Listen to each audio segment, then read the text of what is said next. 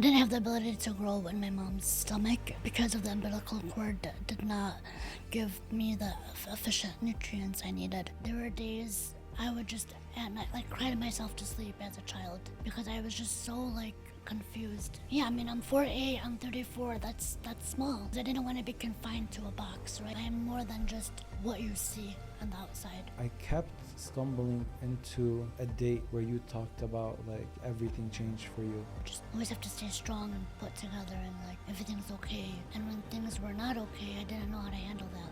Why were you admitted to a hospital? I was really suicidal. I really just didn't want to live anymore. I was just exhausted, I think, of just being strong. And you wanted to pull the plug? Mm-hmm. Did you try? My father lives in a high-rise. My sister, Laura, so I called her. I said, Laura, I don't want to live anymore. She heard it in my voice. I wasn't joking. She booked the next flight out and she came. Why did you call Laura? Because a part of you didn't want to go. No. If you didn't have that glimpse of hope, you wouldn't have called your sister. Absolutely not. She could have been Lama khalas, stop exaggerating, have fun in Florida, talk to you later, shut the phone, done. Probably wouldn't be here today. You know when we say that you really can't know what the person is going through, and the people around us, for the most part, all feel happy and smiley. Lama is a great example of that. Lama had some complications during her mom's pregnancy, and those had effects that stayed with her for the rest of her life. With those health complications, Lama also fought a very hard mental battle that almost got her to take away her life. But I'm not here to tell you the story, Lama is. So stay tuned for the episode. If you haven't subscribed, please do. If you like what you hear, hit the like button. And now, let's get the show started. Welcome aboard Middle East Airlines. والمتوجهة إلى طيران الشرق الأوسط يرحب مدينة القدس العربية. Lama, welcome to Not From Here. Lama, I like to start this off with self-introduction on your part. Self-introduction and a way of self-reflection. So when you look in the mirror, who is Lama to Lama? Lama is a woman of deep faith. I am a daughter, a sister. I am somebody of deep faith and a deep sense of strength within. And I am also somebody that looks at herself past her physical appearance. Lama, if I want to understand who you are and what you've been through, where do I start in your story? To fully understand who Lama is, where does the story start? Well, it starts in the womb of my mother. Okay. I did not grow. I didn't have the ability to grow in my mom's stomach naturally like any other child would because of the umbilical cord that did not give me the efficient nutrients I needed to grow. So I was born full term, but I came out less than 4 pounds. So it was very small. And from there, the doctors were always wondering, why is she so small? There was, no complications of giving birth. It was just that I was, born small, so they wanted to figure out, the cause of that. And so... So they didn't know before? No. Okay. So my mom, checkups and stuff. I mean, this is early 90s, so they probably didn't have, the doctor probably didn't do efficient checks, or they're not really sure why. But when I was born, I was just very small. But there wasn't a risk, there wasn't a risk of death, or you were just malnourished. Yeah, right. So I didn't just get enough nutrients that a typical child would get in her mother's womb. Is that common? No. What are the physical difficulties that you face growing up being malnourished? So So I was only malnourished, if you want to think about it that way, is in my mom's stomach. So Okay. so after that, I mean, I was born small. I just never caught up to my other peers. Okay. So I was eating fine. It was just that time period in the stomach where the baby should be growing naturally. It just was not that didn't occur. So that's why. Does that make sense? Yes. What other side effects were there at birth other than you being small? I was breathing fine. Nothing that they could see directly.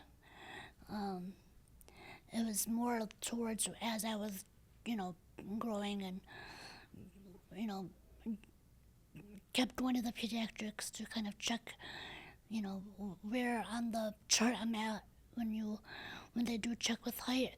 I was always the lowest percentile, like lower than average. Okay. So the doctors wanted to, do genetic testing to see, if I fit any specific syndromes, but they never found anything. It was just always negative. So my tests were always coming back pretty normal. Okay. It was just there were just things that they would find that were not normal, if that makes sense. Yeah. So, for example, I went through so many testings, MRIs, CAT scans, just to figure out, why she's so small, and genetic testings, but not all of that came back having no any type of genetic issues per se. Okay. But my lungs are small. I have restrictive lung disease. So what that means is my rib cage is a lot smaller than my actual lungs, so my lungs don't expand like a typical person would. Okay. So my capacity is a lot less than somebody like you or anybody else. Okay, I see. I see what you're saying. So when do you how does you being small affect you growing up? Because at that point, that's the only thing that's different. Right. Yeah, so that, and obviously they didn't know this until later on, but my voice is a little bit lower and more of it's on a lower end and more of difficulties, but they thought I would grow into it, and I didn't. And so another, when I went to the doctors, ENT specifically, that's their specialty, they wanted to see, why am I so low, raspy. There's so much breath that comes out of me when I speak. And so my vocal cords are paralyzed. So one of them is paralyzed. And we can talk about this, but I was able to fix it years later. How did you fix it? Last month, actually, I had surgery. And they, it took me all this time to finally be able to fix it, but they were able to take, fat injections from the body, and they inject your vocal cords, and they help you kind of amplify it, and so it allows me not to be so strained and exhausted when I speak, because prior to that, my voice was a really big obstacle. Speaking was exhausting, and it wasn't something easy for me to do. Although I compensated, and I didn't allow that to kind of affect me, doing things and being something and doing whatever I wanted to do, really. So you do feel the difference between how you're speaking right now and versus a couple months ago? Oh, absolutely. Okay. Yeah. So your voice was lower. Lower, and then there's a lot of breath that you can hear me as I speak. Correct. It's like I'm strained. It's like somebody's strained when they speak. And that took years and years for doctors to kind of actually help me and actually kind of come to a solution. And it was a lot of patience, and that took place from my end. But you don't get tired when you speak, do you? I do. Okay. Yeah, it's very exhausting. So we shouldn't make this too long. No, it's okay. We can talk. I love to talk. But it's a lot better, and I've just been able to compensate and learn how to kind of deal with it and kind of just manage as I go. Okay. Okay. That's awesome, by the way. Thank That like we're at a point where like they injected your vocal cords with fat from your body, and that Medicine's incredible now, yeah. and that took a lot of patience, a lot of prayers, a lot of doctors. It's a very difficult surgery. You're dealing with airway, and it's something that I've always wanted to do. We all have insecurities, right? And so my biggest insecurity was my voice growing up all my life. It was very uncomfortable, and but I didn't allow that to kind of, be a barrier in my life at all. I couldn't let that happen. So I pushed through, and I always prayed to God to kind of help me figure out, okay, let's figure out how I can, have an easier way of, speaking and getting to know people, or just living a normal life with something that was extremely exhausting. And so, I'm 34 right now, and I've been dealing with this. I've been dealing with, my voice for since I was born. Yeah. How do those insecurities affect you as a little kid? So I never positioned myself as somebody that was a victim, or somebody that had health problems, or I never allowed that to kind of be a barrier. It definitely was, hard growing up, not being kind of like your peers and your classmates, and I was very small. And so, yeah, I would definitely get some looks and some stares, and, people would question, why are you so small, and why is your voice like that? And, and sometimes it's a hard pill to swallow, especially when you're a child, and to explain to them, I don't know, this is just how I am, right? Even as a child, Yeah. like how you can't even explain paralyzed vocal cords between. I didn't even know what was Yeah. happening. I was a child. And, one thing I'd like to mention also is going through all these doctors and these specialists, like hematology, oncology, endocrinology, cardiology. It's always trying to have this puzzle piece that's missing, and you can't find the answer to. And you're just going to these doctors and getting tested and poked. And you're a child, you just want to live, and you want to go to the playground, you want to just go to school, and which I did. I had a pretty, my family really made sure I had a great childhood and a great life, and they didn't confine me to a label, right? Yes. And so, but that definitely took a toll on me, being in the hospitals all the time and trying to figure out, okay, what's wrong with Lama? There's really nothing wrong. I just have these really unique, special qualities about me that, are from God, right? But growing up, I didn't understand that until later on in my life. So look, if you were to count the amount of screens that you're exposed to, or the amount of notifications and distractions around you, in a typical day-to-day situation, there would be so many that it would be very hard to count. So I had that problem, but the most distracting out of all the screens was the screen on my hand. Every time it pinged, I had to check my phone, and checking my phone would take half an hour or an hour, and it was not productive at all. So I went out searching for solutions, and I found Whoop. I wanted a wearable where it would only track my health, because in the first place, that's what I got my smartwatch for. I wanted to cut out the distractions and focus on my health. So if you feel like you're going through that problem and you're getting distracted too much, and you just want to track your health vitals, because you listen to the podcast, I have a solution for you. You go to join.whoop.com/notfromhere, and you try out Whoop for free for 1 month. If you don't like it, you can return it. But I guarantee that it will change your life just like it did mine. And now back to the episode. How long does it take you to get to that point though? To be, because you know we were all at those like early age teenage years, and then we all wanted to fit in, and that was like our biggest thing, like how Yeah, can we fit in, how can we like be like look cool, be like everyone else, you know, we always want to be like the cool kids or whatever that means. yeah, But for you, that, like for everyone that it's hard to fit in, for you it might have been a little harder to fit in. absolutely. So I don't think this positivity, and correct me if I'm wrong, of course. I don't see a kid being this positive at a young age, because you just want to fit in, and when you're not fitting in, it's just you feel bad, you know. Absolutely. Yeah. So when does the positivity kind of come?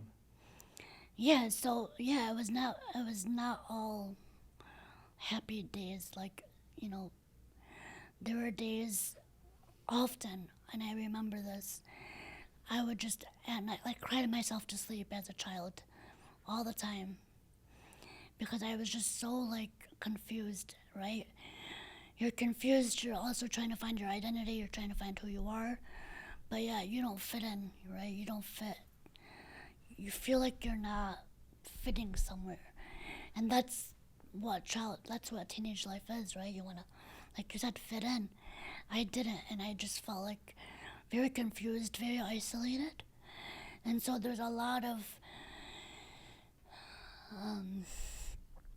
times of just sadness and just uncertainty. Um, but but deep down, I just, so when you're asking me where the positivity comes from, right? I think it's the fact that I never wanted to label myself as a victim, or you know, or pity myself, or allow anybody else to feel pity. Um, and so that mind shift and that just mindset, you know, growing up, um, helped me realize, okay, this is the cards I'm being dealt with, right? How can I take it and kind of like turn it into something Positive. positive? Yeah, exactly. The thing, Lama, is you make a decision that you don't want to pity yourself, right? But can you control other people trying to pity you? Because I think that's hard too, because now you're out in public. You said you're 34, but like at 25, for example, you meet a nice girl and you want to be her friend, for example. And then you speak with her, and then she realizes, let's say your voice is a little like lower than usual, and then you're maybe smaller, and then she's like, oh haram, let me be her friend. You can't control that. No, no, you cannot. Um, and yeah, so one of the things I always had to do is just always explain myself, right? It's like you meet somebody new, you're always meeting people, and every time I meet somebody, they have this image or this, you know, this ideology of me. Naturally, First know, impressions. yeah. I mean, I'm 4'8", I'm 34. That's small. Exactly, first impressions. But the way I carry myself, and the way I perceive myself, and the way I kind of, you know, handle myself and who I am, also kind of allows people to shift that paradigm mentality quickly once they know me, Yeah. and who I am. So that's Does that kind make of sense? yeah, it makes sense, because I think that's the game you want. If I'm meeting someone new, or you're meeting someone new, we in general want them to know who we are on the inside, what we think, what opinions we have. You know, that's how connections are built. That's how you know if you're compatible with someone else, all of these things. But it's more difficult if someone's just looking at the physical or the outer appearance, Yes. and they're not letting that room for them to look inside. Or what does Lama really like to do in her free time, other than, oh, Lama's 4'8", and let's just chill with her. Yeah. Oh, haram, oh, hake, you know? Absolutely. Yeah. And our community loves to label people and Of label. course. Especially in the Arab community in general, we like to have a label on everything and anything. I didn't I never allowed anybody to have that label of me because I didn't want to be confined to a box, right? You want to be able to express yourself, show who you are, again, past that physical. I am more than just what you see on the outside. How do you stop that from happening? You know, there comes a time where you need to learn to have self-love, self-acceptance, and those were two big things that I had to learn, especially growing up, is like accepting who I am physically, also accepting my personality and allowing that to shine deeper than my physical, and that's always been something that I kind of gravitate towards because, and again, as you grow up, teenagers, 20s, this is when your character builds, right? So, and when you're going through so much struggles in your life, that character builds quickly and fast and deeper than, your average person because you've been going through so much all your life. So naturally, you have definitely a deeper perspective on life. And You're more mature. Absolutely. You would be more mature than your peers. Absolutely. Even at 8 years old, I would have full-blown conversations with like adults and just deep, thinking more than just an 8-year-old would think because of all these things, these obstacles in my way. What about family? Do family kind of support you and take it lama as lama, or because family members would do the pity thing as well? We all have someone in our family that like isn't mature enough to sit down and have like a conversation. There'll be like traditional old school mentality with that haram stuff. So did you kind of have that in your family as well? I did, but not so much. Okay, good. Yeah. Family always have been my number one support, and they've always are there for me. Aunts, uncles, cousins. There are definitely times that they're always worried about me, and they think like I need to take it more easier, or they just kind of focus on, okay, are you feeling okay? Are you doing well? More on the physical side, right? Growing up, and then things have definitely changed, especially with how far I've come, where I'm at right now in my life.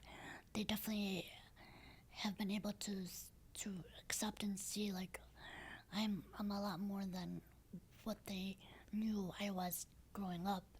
So I've definitely evolved. Do you kind of have this like mentality growing up? Because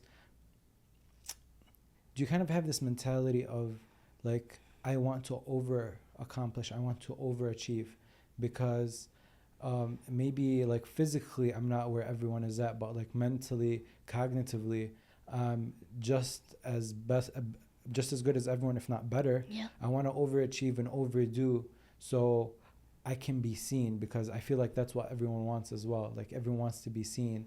Everyone wants to achieve success. We talk about these things a lot. Yes, you are right. People want to be seen and people want to be heard. And there's a sense of belonging that we want to achieve as well. And so I definitely do always want to show people that I am achieving, and I have goals and I'm able to meet them. And I want to be successful in my life, and I have passions that I'm achieving.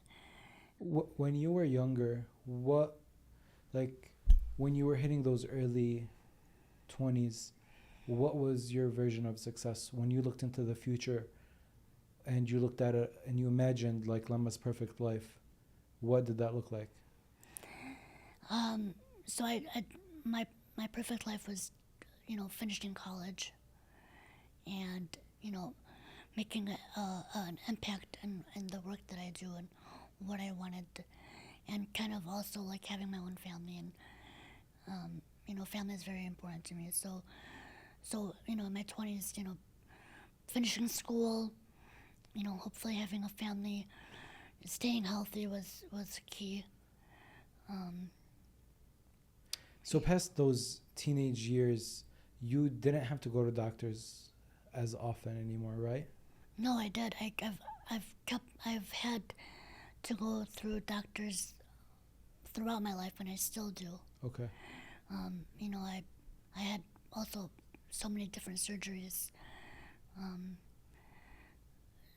What are the checkups for typically?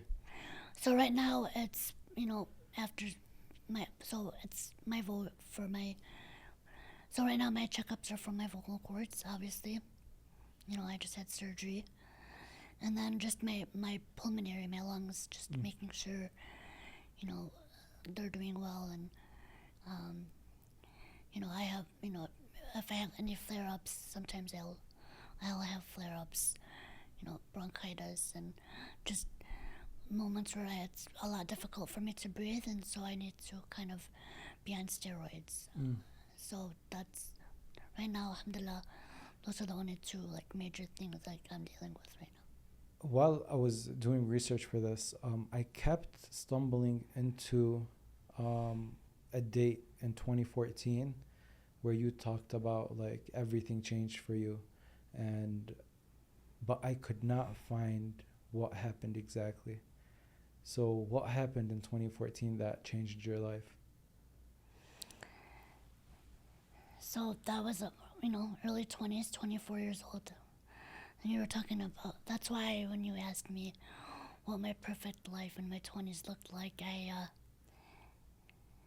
it kind of made me have to stop, because those were not the best years of my life in my early 20s. In what way? We mentioned, earlier, that sense of belonging and wanting to fit in and who we are, and in your 20s specifically, you're forming and you're trying to be somebody, right? And you are trying to kind of figure out your life and where you want to go and the trajectory that it's going. So I feel like all the obstacles that I was going through in my life, and that I just feel like I mentally shut down, because I was very confused and I didn't know what I was doing with my life. And school at this point was really hard, and I was failing my classes. I was going into teaching, and I realized that's definitely not for me. And so I felt like my world stopped. I'm like, what am I supposed to do with my life? It was just kind of hard, keeping up, or just seeing the light at the end of the tunnel. Keeping up, yeah, exactly. You have this always this brave face, right, on, and you just always have to stay strong and put together, and everything's okay. And when things were not okay, I didn't know how to handle that. Okay. If that makes sense. So there's just a lot of growing pains, I think, at that time of my life. And so I think it's important to know the mind is so powerful, but it's so fragile, right? So I think I just my mentally shut down.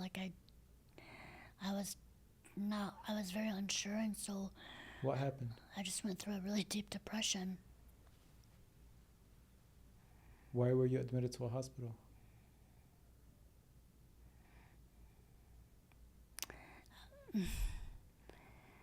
I was really suicidal.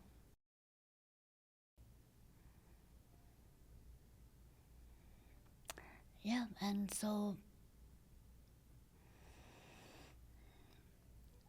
that word doesn't come out of my mouth very often, suicidal, because it's a very hard pill to swallow. It's not easy to, especially in our community, and it's definitely not talked about, right?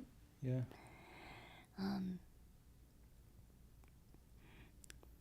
So I really just didn't want to live anymore. So there was just 2 years of just a deep, deep depression where I didn't know where my life was headed at all. Are you comfortable sharing that story? Yeah, I think so. I can share as much as I feel I can share.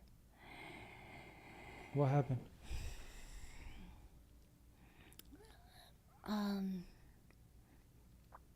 So, my depression took a toll on me where I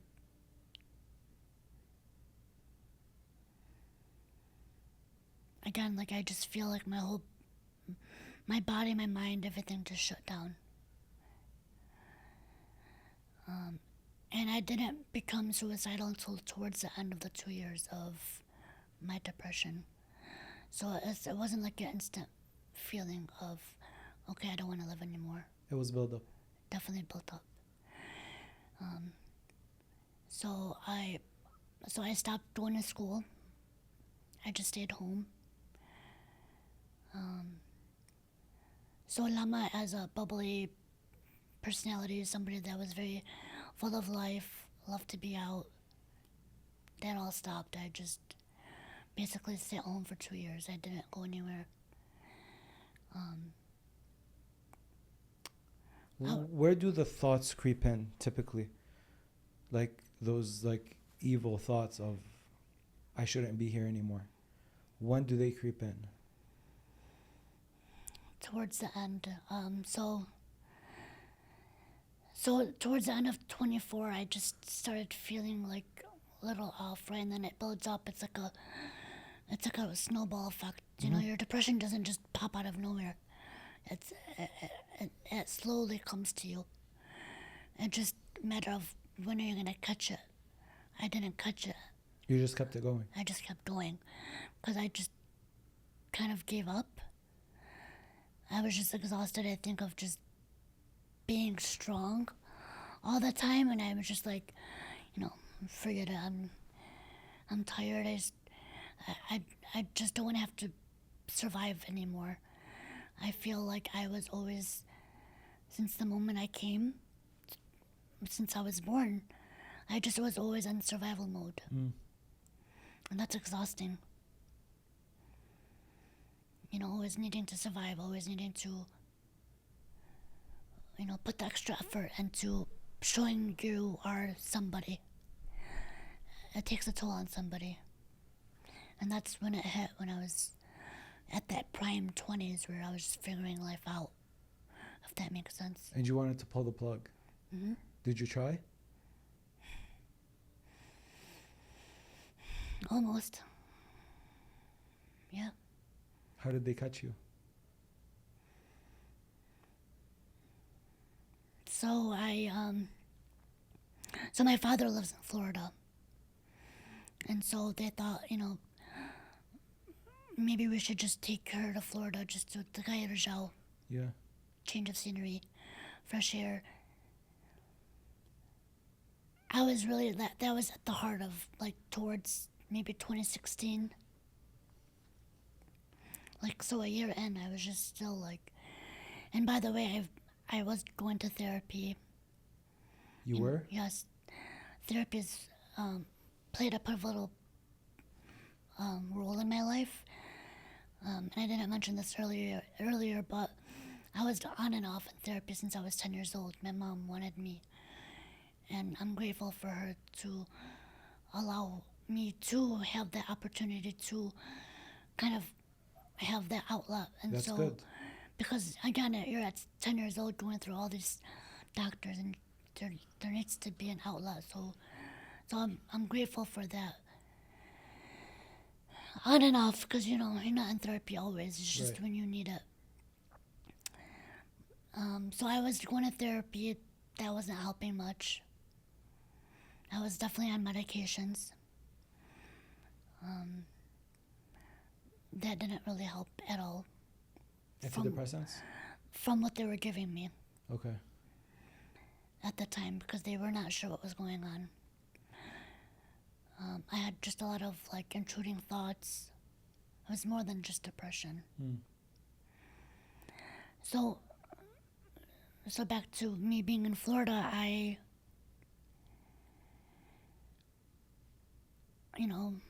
my stepmom is working, my dad's working, I'm just sitting in the house. Again, I didn't, there was no purpose. I wasn't really doing much. I was just a body sitting around. And the thoughts weren't going anywhere. No. Okay. And my father lives on a high rise, like in a condominium.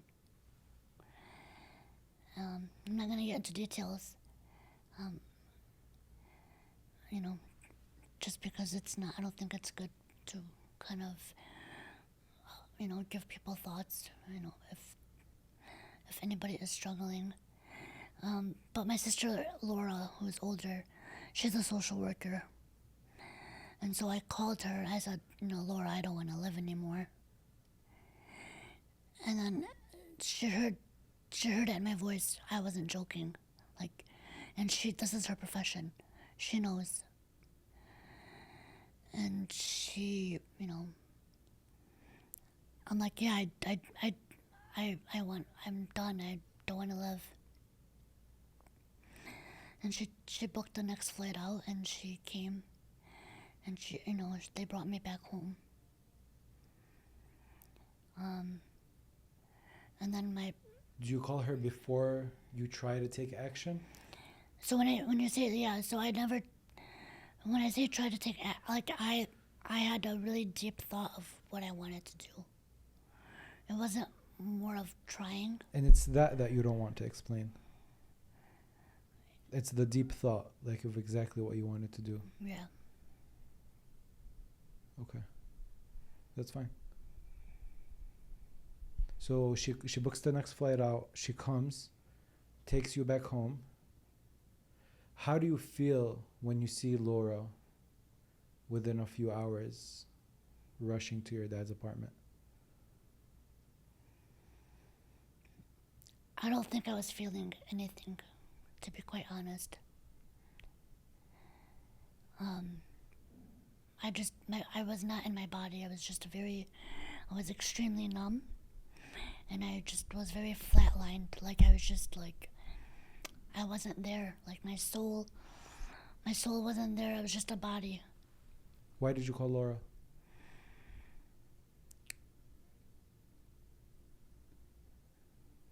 Because a part of you didn't want to go. No.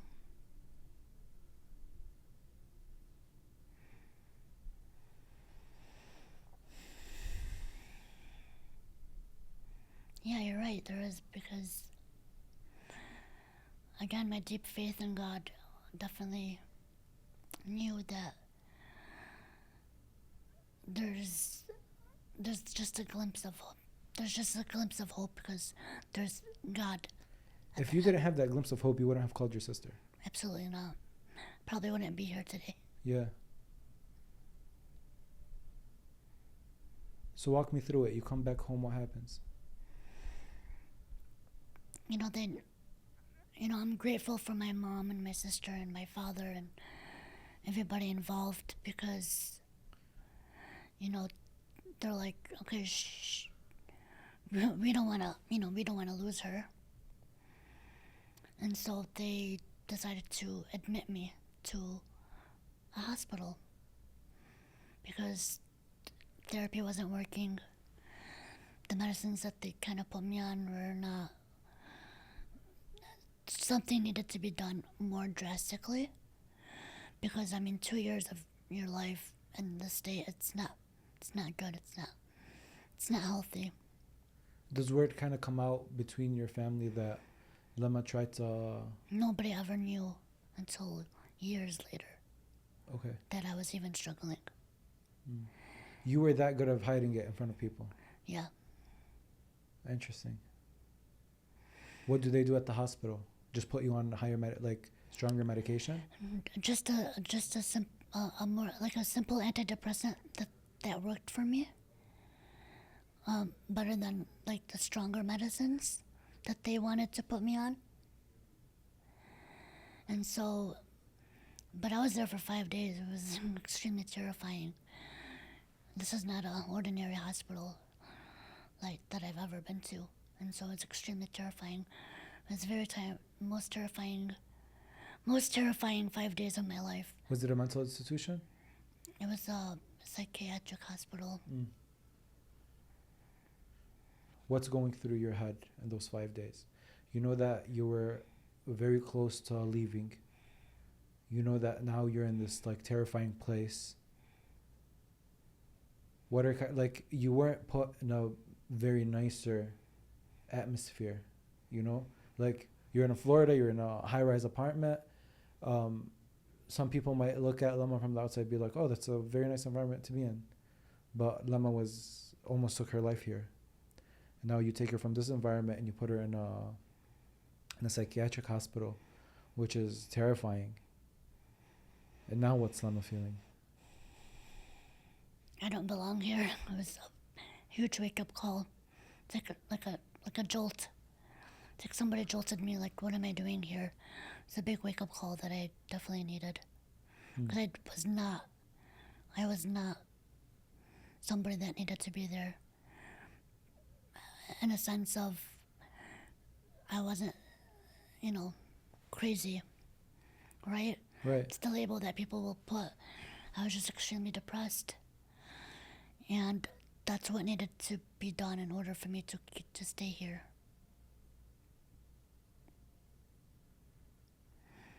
Because there are a lot more scarier people there in that place. They are scary. I feel very unsafe. All ages. Again, this is an adult hospital. I'm not a child anymore. So you can imagine the types of people that were there. It was very terrifying.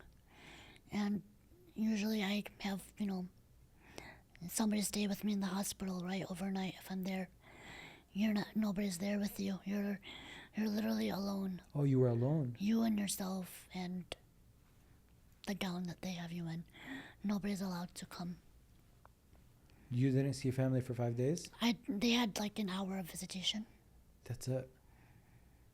Did you know that you were going to be there for 5 days only?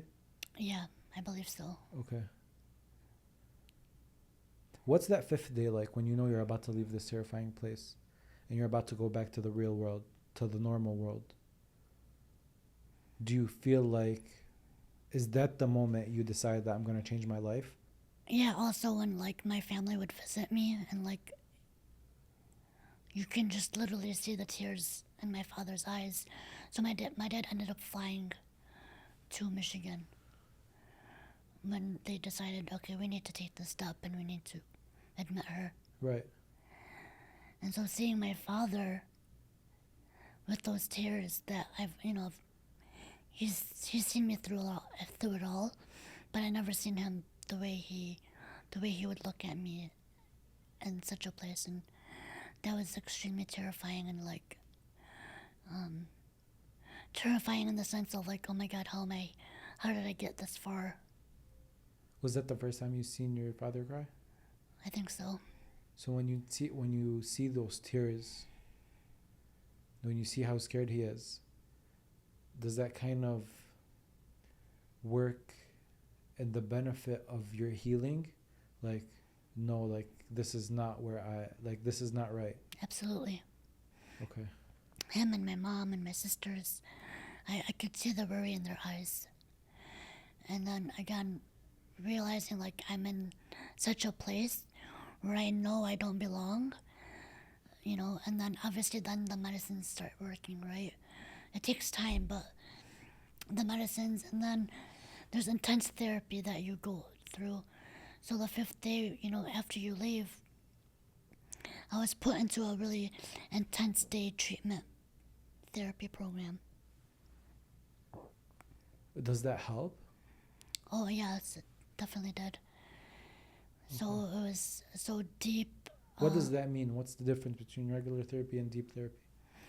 So deep, like when I say deep, it's more like a group therapy, like an intense, like all day program where they pick you up from your home, they take you to like to their facility, and it's just group therapy. Other people that are also struggling, you're not alone.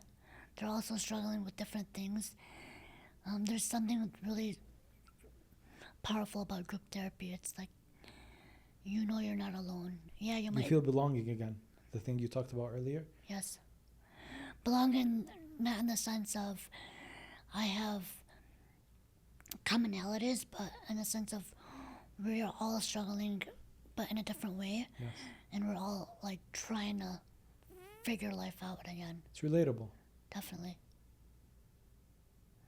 So that was that. Those pivotal couple weeks really played a huge role after the hospital, and then, you know, when the medicines start working, your brain kind of, again, depression is imbalance, right? Yeah. It's something that happens to you in the brain. And the brain, nothing like, it's not like a decision that we make. And so naturally things started kind of unfolding up again for me. It starts getting more clear. Yeah. And then what's the plan that you put after all of this happens? Like, what do you plan to do? After all these 2 weeks are ended, therapy is done, you're out of the hospital.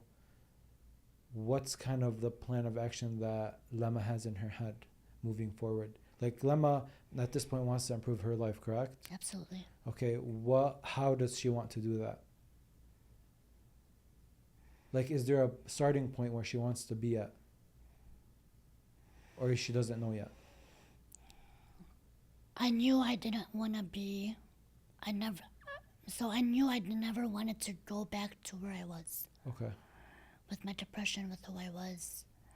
I knew there was a purpose, a bigger purpose for me.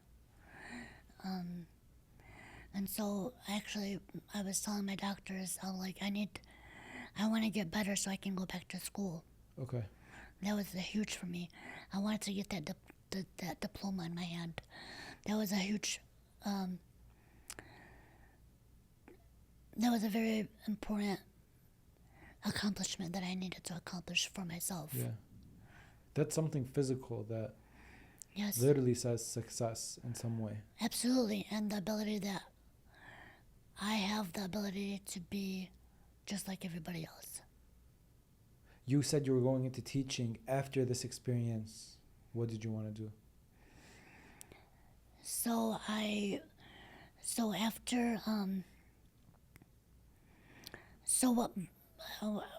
would like to backtrack Go because ahead. during these really depressive episodes, I felt like my brain just became really fried, and exhausted, and it took me time to kind of get myself back to the groove of just thinking clearly, speaking better. I wasn't really talking, so it's like, when you don't use something for so long, you lose it, right? Right. And so, like, naturally, it was really difficult for me to comprehend what I was reading. Mm.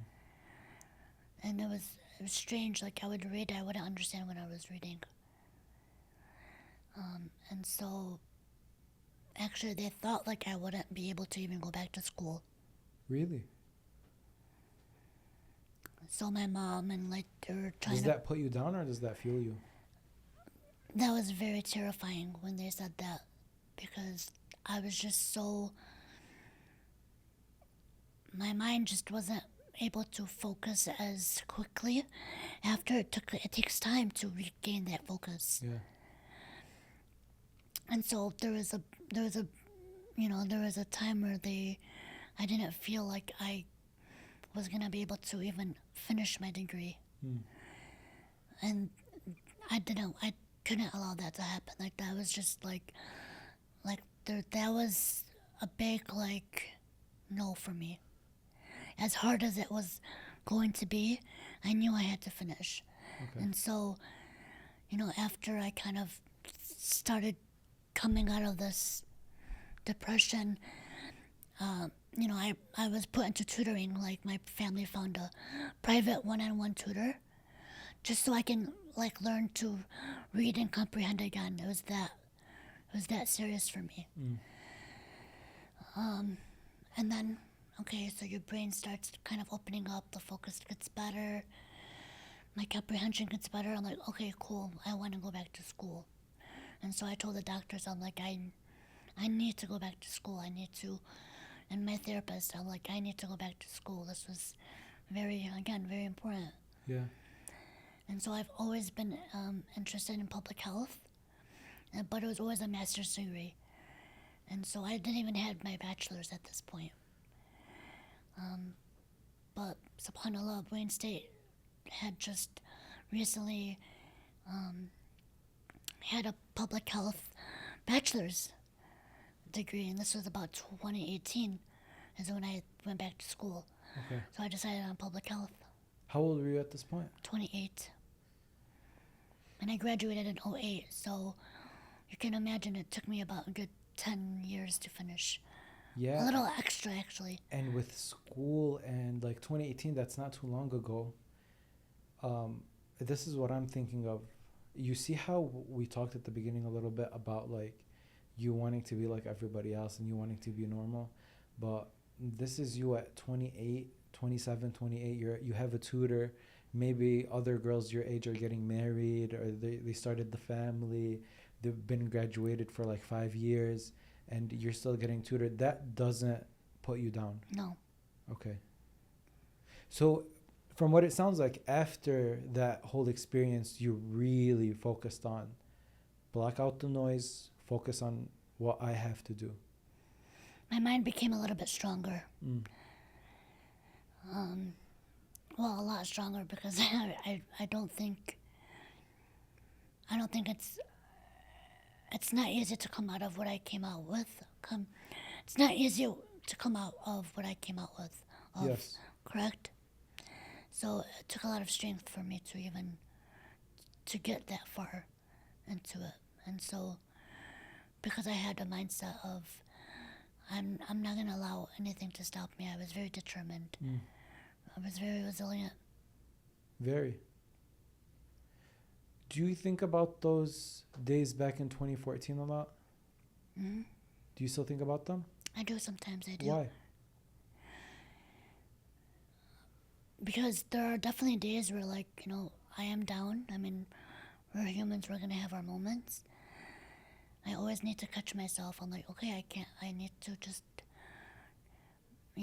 stay focused, don't allow myself to spiral. And, but I do know that I will never go back to that place again because of my mental strength and where I'm at today. You see, the most compelling part of all of this is that you were going through all of that and no one knew. And now that just makes me think about all the people that are going through stuff around us and we don't know. No, we don't. That's tough, because I feel like if you know someone within your circle that is going through difficulty and is having those kinds of thoughts, you would want to jump in and help and tell them that everything's okay.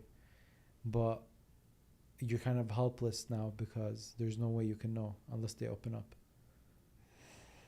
Right. Your family didn't know either? So yeah, my extended family never knew. They didn't even know I was in the hospital until later when I opened up. And mind you, my aunts, uncles, they all know about when I'm in the hospital for a surgery or right, if I'm not feeling well. But nobody knew that I was mentally tired. Was it hard opening up to them, saying the story for the first time? Yeah, it was. Why did you do it? And how did you do it? You could have kept it a secret. Absolutely. So I made a vow and a pact to myself that, once I came out of this, I knew I had to, be a voice for others. It's just something that I felt deep down. I don't know how to explain it, to be honest. But I knew that there was a sense of calling after what I went through for me. And so I started opening it up. So I started opening myself up a little bit. And it started with, your little circle, your aunts, your uncles. Were they shocked? Your cousins. Yeah, absolutely. You know, Lama, I'm thinking now, what does Laura tell you on the phone? Does she give you any type of relief at all? We said that you called her because you knew there was a glimpse of hope. Mm-hmm.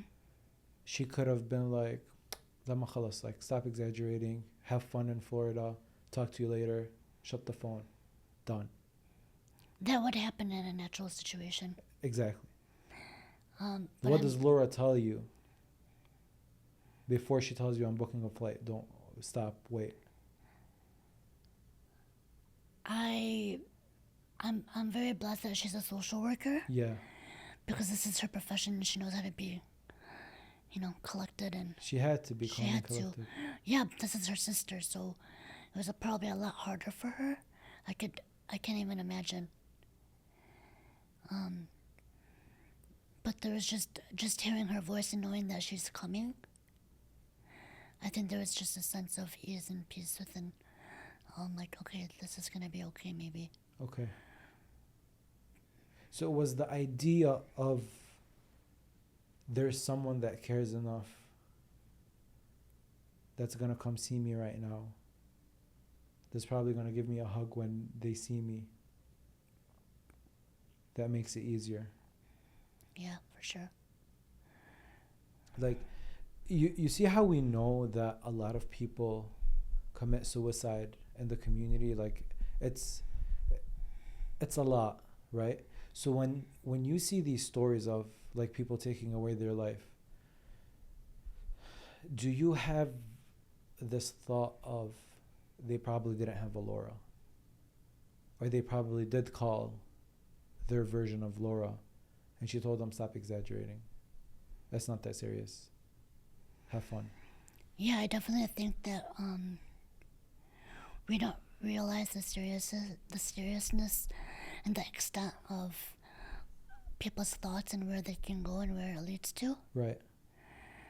And then in our community, it's, again, we kind of like push it over under the rug when we have that thought. It's like people might think it's a joke.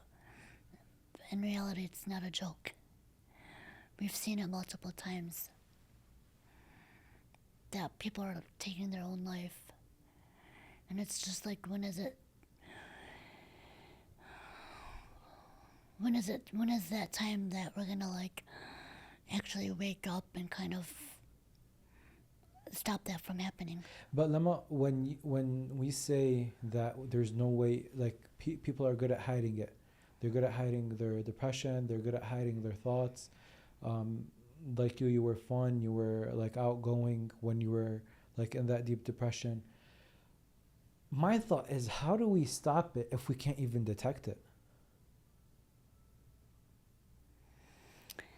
That's a good question. I think, so when I say I had a vow to kind of be open and transparent with like my immediate family, right?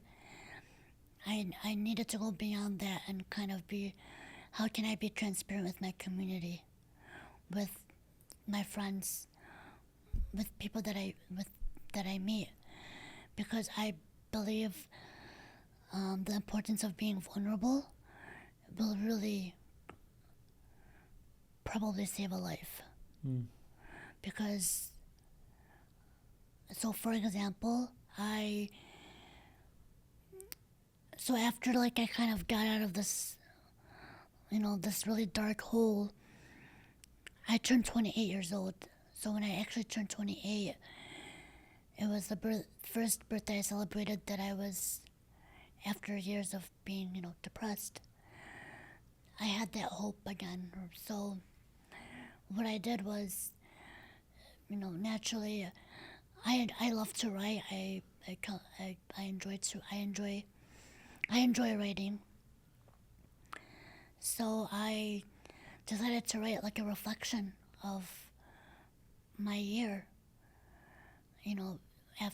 27, as I was healing, going on that personal growth journey to recover from my depression, I decided, let me write a birthday reflection on Facebook. and this was the first time I actually opened up, without really saying certain words or certain phrases, but basically like. Is that reflection still up? Mm-hmm. Can we read it? No? Yeah? Yeah. Let's read it. Okay.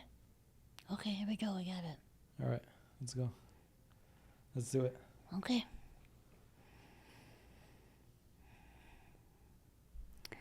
I want to take this time to share some thoughts with you all. These past couple of years have been some of the most challenging years of my life, but also life-changing in ways I never thought. There has been spiritual, emotional, and mental challenges and strengths that have been shaping who I am every day and making me, hopefully, a better person in the long term. When God says He will not place a burden on someone unless they can handle it, I now see and know what He means. I have always been told by many of how strong I am as a person, with all that I have overcome, only due to the help of Allah subhanahu wa ta'ala. But I never realized or acknowledged that until recently, when Allah placed many tests my way that have challenged my faith in God. I know that He is looking out for me, whether or not I can see it. I just know everything will be okay, even more than okay.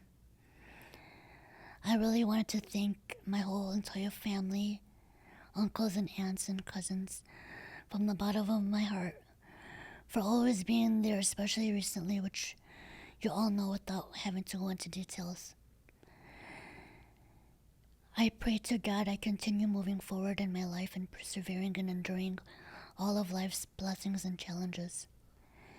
I promise myself to be as kind and loving to myself as possible. We are Allah's creations and on this earth, and we will need to take care of ourselves and love who we are. I'm sharing my story to let you all know and reminding us to never give up as hard as life can be. Trust in Him, He will never fail you. Keep having hope in Him. As I hit my 28th year, I thank Allah for giving me and blessing me with all the good and the bad. I have grown and matured into the woman I hope I can embrace and cherish and be a role model to those around me. I thank you all for the warm birthday wishes. They truly mean a lot. I hope you benefit from this post, and please keep me in your dua as I continue on this journey. How do you feel when you read that? It's pretty emotional. It's just I didn't realize the path and the journey that I've taken to come to where I'm at today. It's very impressive. Thank you. It's very, very impressive. Lama, what's one thing that we didn't talk about today that you think we should have? I think one thing we need to keep in mind, regardless of, what we do go through, I think our hardships build us as humans, and it strengthens us, and it allows us to kind of get closer to God in a way to kind of to see. So I think what's important to say is that, Islam is all about submission, submitting to God and His rulings. And the one thing I personally learned is I had to learn to submit to what God has tested me with and the life that He has given me. And so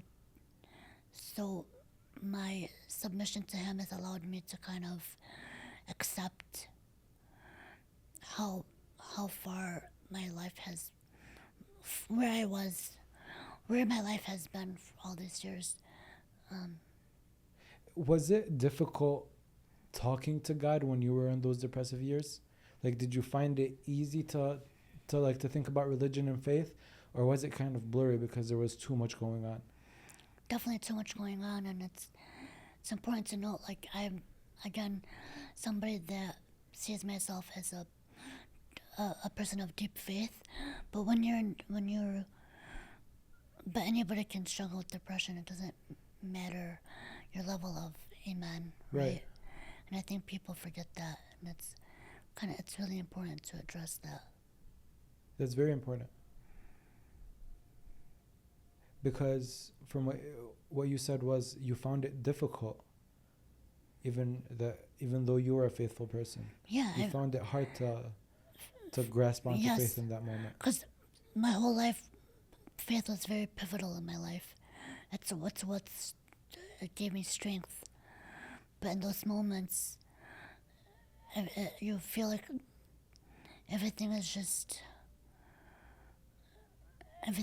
disappeared, and it's just you and yourself and your thoughts. Yeah.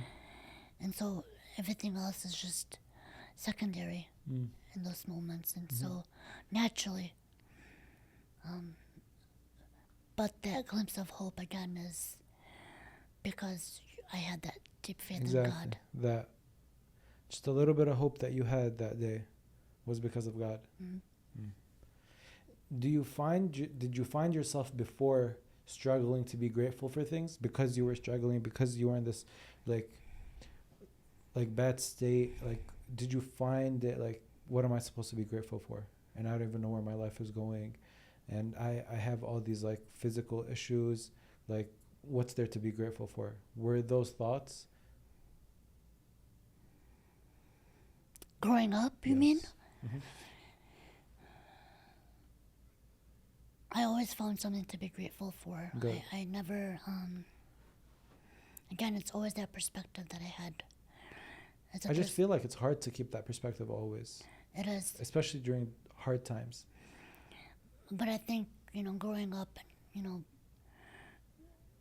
I think family plays such a big role, and they didn't, they allowed me to flourish, and so I see myself more than just what I was struggling with, and so that's what else, and I had that time to kind of focus and be positive and to kind of, work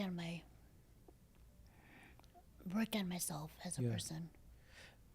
You switch and now you told me you work with kids now? So I work for the state of Michigan. It's the Bureau of Children's Coordinated Health Policy and Supports, and so our department focuses on services and policy for mental health services for all of Michigan, for Medicaid, for children with Medicaid. So all of Michigan, from like the Upper Peninsula, and so I'm in that field right now. So in the now mental you health field. Yeah, so now you change from being the person with the mental health struggles that has visited the psychiatric hospital to now you're helping kids with their mental health. Yeah, I mean, not directly, right? I'm more administrative level, but to be in a position where, we are, making sure that there are services for kids to get the help that they need it's such a beautiful feeling, and it's very empowering, and it's a passion of mine, and I'm very grateful that I'm in the position that I am today in that field. It's because it's the impact that I've always wanted to achieve, is to also help those that need help in any way, that whatever that means, Absolutely. even if it's on that such You're a going to do it level. passionately because you were in that position. Yes. When you say you want to be a voice, what does that mean? You said you want to be a voice for people who are struggling the way you struggled. You talked about people being vulnerable, right? Yes. And how important that is, because we were talking like, if we don't know that there's a problem, how can we fix it? But if someone would open up to their friend or find someone to talk to and learn how to be vulnerable, that would help. Absolutely. So how would And Lama... I've seen it firsthand. How? It's because when I was vulnerable, start to be vulnerable, right? Slowly. And then when I decided to do that purpose project with Yusuf, and I know you watched that. That's when I realized the impact that vulnerability had on others. Was that kind of a moment where you said, let me use, like, what I say is going to affect the hearts of others, let me keep doing what I'm doing? Yeah, absolutely. I knew I had to do it because there was something in me that, again, wanted to be a voice for others, and I needed to find out what that means. And so, whatever platform I'm able to use, I want to use it. And that's why I am transparent, like with my on my platform on Instagram. You know, the little followers that I do have, I feel like I have a responsibility to make sure that, I'm there if somebody does need to open up, whatever that might be for them. Have you had people that want to open up to you? Yeah, I've definitely. I'm grateful to say that. I'm grateful to say that I am somebody that people feel comfortable speaking to and opening up to, and I cherish that, and it gives me great purpose and contentment within, because that's just who I am. And so I've had multiple people open up to me and ask me for help, and I've even had some guys, reach out and be like, can you help me find a therapist? And that's huge, because That's awesome. that doesn't really happen very often. Very little does that happen. Yeah, and I think I'm, following my heart, and I'm doing what I need to do for my community. Inshallah, God gives you the strength to keep doing what you're doing. Thank you so much. Thank you, Lama, for this. Thank you you. for opening up. Thank you.